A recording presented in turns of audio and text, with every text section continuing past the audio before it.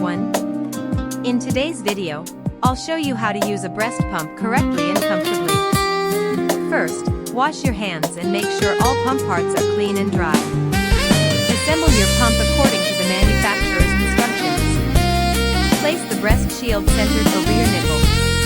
It should fit comfortably, not too tight and not too loose. A proper fit helps improve milk flow and prevents discomfort. Start with a low suction level and gradually increase it to a comfortable setting. Pumping should not be painful. If you feel pain, reduce suction or reposition the shield. Most pumping sessions last about 15 to 20 minutes. You can pump both sides at the same time if you have a double pump, which may save time. After pumping, store milk in clean containers. Label with the date and time. Follow safe storage guidelines for room temperature, refrigerator, or freezer storage. Clean all parts after each use and allow them to air dry.